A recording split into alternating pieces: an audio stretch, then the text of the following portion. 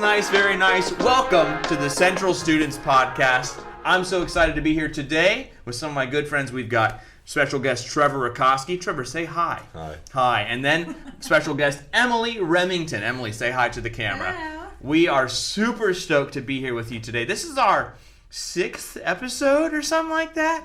This is a lot of fun. We get to talk today about a topic that we've all come to love a whole lot, and that's imaginative prayer. It's a prayer practice we've done at youth group, and we're going to dive into it. Before we get there, though, we're going to ask a fun question. Who wants to ask the question? I can. Trevor, go for it. Read our intro question. And also, whoever is on YouTube, answer in the comments what you would answer to this question. If you were on a deserted island, what 5 desserts would you have with you? So not a deserted island, a dessert island. If you were on a dessert island, what would be, we'll just do 3 for the sake of time.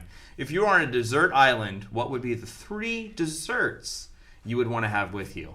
These are the only ones you can have for the rest of your life. What would you guys have?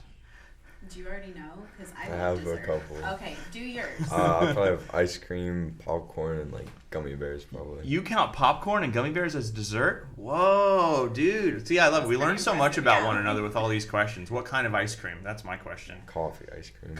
Dude, absolutely. I love coffee ice cream. I love it. Emily, what would you have? Chocolate chip cookies, peanut butter pie, and Publix brand cookies and cream ice cream. Yeah, that's my favorite The cookies one. and cream as well. Yes. Who chocolate chip cookies from who? From where? Publix. From me. From you. Homemade. Homemade from me. So mine would be my mom's chocolate chip cookies. She'd probably be with me on your dessert island isn't just you. You can have whoever you want. But it's really about the dessert. I would have my mom's chocolate chip cookies. I would have cookies and cream ice cream. Publix brand is also my favorite. And then I feel like I have to go with cheesecake. Ooh. Cheesecake's like my 3rd favorite dessert if I'm ranking them. And I do. We've all got a going list of our Probably favorites. had it one time. What? Yeah. All right, next episode is a cheesecake tasting. Cheesecake Yes. tasting with Trevor Rakoski. We are gonna have some cooking episodes, so stay tuned for cooking episodes. I'll be down to cook. Deal. All right, so that's our question. So don't forget, write in the comments what would be your 3 desserts you would have on a dessert island if you lived on a dessert island, and also you have freezers and whatever else you would need there. That's assumed in these questions. So, well, hey, let's get into it, my friends. So we have found this thing called imaginative prayer that we love so much, and it's kind of been a new thing we've dived into. Divin? How do you say dive? Dove. It's kind of this new thing we found ourselves There you go. within. Just take it out. And so Emily has kind of led the way a lot with some of this stuff. So Emily, Yes. tell us 3 here and our viewers, what is imaginative prayer? So it's super cool. It's super fun. It's taking the contemplative traditions and the monastic traditions, and the reason why we came across it was we found it for kids. And so yeah, it's just taking these sacred, it's nothing new. It's sacred traditions that have been done within the church for, I think this book said over 500 years it's been going on. So starting with Saint Ignatius and people like that, who really, like, his conversion story happened through this tradition of imagination. Yeah. So really with the kids, what we're doing is reading a story, and the story is putting them into a story in the Bible, or it's putting them into some kind of just spiritual theme that they have to think on. So it goes through a lot of different themes in the book: forgiveness, and just Jesus is king, mission, loving others. So it's been really neat to go through. Yeah, and we've been able to do it through a few different avenues, and we're going to do more, which we'll talk about soon. But it's been really, really enjoyable for us to begin this activity and practice. And we want to talk about a couple of different places that we've done it. So we've done a kids' prayer night at church, and then at our youth group prayer retreat where Trevor was at. And so just to hear about how that's gone for kids' prayer night and how the youth group prayer retreat went. Because I'll be honest, I've been a youth pastor for a long time. That prayer retreat was one of my favorite things I've ever been able to be part of. And it was just phenomenal and wonderful. So long story short, and I want Emily to tell a really specific story about discovering this book written by Jared Patrick Boyd. Yeah, and so go and search him on YouTube, and there's a great 5-minute explainer video that he gives explaining this prayer practice, this activity, and we've fallen in love with it. And we're like, this guy rules. This is awesome. So we started a prayer night for the whole church, and anybody was invited to go through like 4 or 5 different prayer environments. And we kind of were like, Emily said, let's do a kids room as well. I have this book. Tell us how you found this book. So I did not find this book. Aaron Remington, my husband, found this book. There you go. Hey, Aaron Remington. Shout out. Shout out to him. So a few years ago, he actually came across a podcast interviewing Jared Patrick Boyd on the Deconstructionists website. Okay. Their podcast. So he listened to that, and he texted me. Again, this is a few years ago. So we were there were infants, there were toddlers, Yeah, sure. there was a lot of things happening. He texted me and said, hey, I found this book. Can we order it? And I said, yeah, like prayer. Yes, cool. Order it. Never thought about it again. Sure. Wasn't reading at that point when you're up with an infant. So it was just like, yes, we will get to that at some point. Mm-hmm. And when you brought up prayer night, I remembered that it was on our shelf. It was just one of those, I feel like we have curriculum for this idea. Sure. Something is sitting on our shelf for this. So picked it up and read the intro. It was the first time I picked it up in 2 years since we ordered it. So picked it up, started going through it, and it was like, this is so cool. Yeah, sure. This is so cool. Again, a year-long guide for your child's spiritual formation. Sure. I have never had I did children's ministry. I've never had a resource like this. Yeah. So this was just a super cool thing. So thanks, Aaron. Good job. For listening to things and ordering things. Yeah, that's so cool. And it's kind of like, it's been really cool. And it's kind of like, I think of the gif of SpongeBob SquarePants going, imagination. Yes. But it's so, like, I mean, that's just kind of a funny way we think of it. But our imagination is this thing that we kind of think, we separate it from learning about God and learning about Scripture. So we've done Kids Prayer Night, and we've done the youth group prayer retreat, and Emily was able to come and lead us through that activity. Trevor, what did you think about when we did the prayer activity of Imaginative Prayer? What were your thoughts? It was a good way to sit in a quiet space and just clear your mind and focus on the story that she was telling and relate it to Christ and relate it to specific things that's happened to you. And it's kind of just a time for realization, and then when you open your eyes, it's just like you still remember it for the rest of the day. You still still imaginate it. So it's in your imagination. So I know afterwards when we did the retreat, it was the next Sunday. Trevor, I said, Trevor, what'd you think of that? And you said to me, I've done a lot of church things in my life. Do you remember what you said? It was one of the best things that I've gone to. Yeah, and we can sometimes over-focus on our brains, learning. And there's so many prayer practices we can do that really encounter, or what am I trying to say here? Our soul, our heart, our emotions, and the whole of Scripture is aimed at more than just our brains. Yeah. And so... Well, and we're told constantly, slow down, take minutes to pray, do these things, but how do we do that? Yeah. How do we do that? And that's the main thing he says in this is this is not for busy parents. This is something to allow you to slow down with your children. Yeah. And I love that. And we have slow down. We got such a busy work. Go ahead, Trevor. So it helps your kids, and it also helps you slow down your... It does. Everything. Yeah. That's a key thing. So I think we have a special guest, of course, these special guests. We have another special guest who we'd like to ask one question about prayer night. So Emily, I want to introduce our next guest. This is Elijah Remington. What's up, Elijah? Say hi. Hi. So Elijah and his younger brother Finn, they have been coming to prayer night for the last year. Yeah. So what have you been thinking about prayer night? What's your favorite thing about it? My favorite thing about prayer night is that I can picture the details. Yeah. Picture the details of the story. Does it help you to remember it later? Kinda. Because you have so many details in your head and you're actually in the story. That's so fun. Mm-hmm. That's awesome. And it's a cool thing too because, we're able to just imagine ourselves there in the story. So, well, Elijah, that's super awesome to be able to hear. Thanks, bro. Thanks, dude. That's so cool. And it's awesome for us to be able, because it kind of does that. One article I read today was saying one of the good things about imaginative prayer is it kind of helps you, so picture making a movie, right? Let's say you're making a movie and the director has to really imagine the scenes they're trying to create, right? And so I remember watching a behind the scenes of a Star Wars movie. and the director. You guys ever have action figures? I still have some, of course.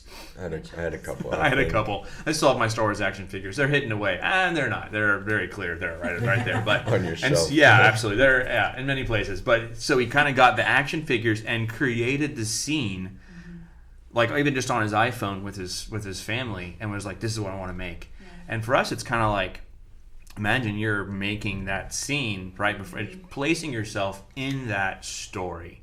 And it does, like Elijah said, it helps you to remember the details, and kind of think, what would I have felt in that moment? What would Jesus have felt? Mm-hmm. And it's kind of a really cool thing. So I love that. So Trevor, tell us too, like, have any other students you've talked to given their feedback? Or a lot of them like it. Like, they like the way that they can just zone out and imagine it. They like how, like, it feels like every time you do it, like, everyone's respectful of it. It's not like one kid's like just talking in it, but they're all respectful of it and respectful of the time that they're taking to do it. And like Miss Remington, Miss Emily, the time that she takes away from it to do it is definitely, they like it and enjoy it. Dude, that's been one of the things that I noticed as well, because we were like, everyone took it so seriously. Yeah. Even the kids that sometimes don't take stuff seriously, still, we've all done it, but totally. Definitely even the little kids doing it, I mean, that's impressive to me. Julian has done it. Julian has sat in, and he came in, I feel like before he was 5, and it's like 5 and up, and it's like, let's try it. Man, he sits so quiet. Yeah. They do a really good job. They really are respectful of it. So. And it's because we respond to story. And if even like think about history, how long have the majority of the population in America been able to read, or in the whole world? Yeah. Story has a long time been an oral thing. We hear it, and that's a big thing for us to hear a story and place ourselves there. And it's so cool. You're so right. Like, people take it seriously, and that was almost our challenge. If you come to these things, we challenge you to take it seriously. We invite you to take it seriously, and they have. So I've loved it. So, well, anything else you guys want to say about that? Because one of these episodes, we would love to do an imaginative prayer, like on this. We won't do it today, but one of these days. But anything else? Like, what's been your favorite part? You've been able to lead this. What's been your favorite part, Emily? Honestly, I think. Like the day he came up, and I was like, and you never know how things are gonna go. You want to try things, and you want to do new things. You don't want to just do the same things all the time. You want to try the new things and see how people respond. So I think just the fact that there's been a good response, that's incredible to me. Kids coming up, even my own kids, it's like we'll be talking about something at home, and I think he said to me recently, it's like the bucket thing. Okay. And it took me a second. Bucket thing. What did we talk about? And it was from one of the imaginative prayers. Crazy. And he pulled from it, and so I just think kind of hearing how they respond and listening to what they're taking out of it has been just really neat for me to see. Kids think in such a different and creative way, and this is we don't want to waste that. This is not, this is the time that if we're going to do something like this, what a cool time to really play into their imaginations and do spiritual formation through play almost. It's things that they will remember and love and hopefully keep as adults even, Totally. So it reminds me of a quote I had from I think it was C.S. Lewis. He said, "Never stop reading children's stories." Yes. Because Narnia it's a story for kids. Even The Hobbit, Lord of the Rings, is intended at first for kids. Those are stories that Tolkien and Lewis told to their their family and their kids. And he said, never stop reading children's stories. Yeah. And it's even for us, it's come to when Jesus says, come to me as a child. It's that children know how to imagine, and we sometimes as we grow up, we forget to imagine because we're so enveloped in stress and worry and fear. Imagine Jesus coming. So I don't know. I've loved it. We're excited. Yes. So we do have some things coming up. If you're watching as part of Central Christian Church, we do have some things coming up of what we're going to do for Imaginative Prayer. We have a worship night. This is being recorded mid-February, early February. So if you're watching this in March, we'll do it again sometime. But February 25th, Emily has been asked by worship pastor Eric Burkowski, shout out, what are you going to do? We're going to do an imaginative prayer. For the whole church. For the church. And it's neat because we're still going to use the book And as I read through it, it's like there's just a few things that I'm going to tweak and, Sure, yeah. and make a little different. We're not going to say, imagine your mom and dad are that's Sure. what it says. I said, okay, Yeah.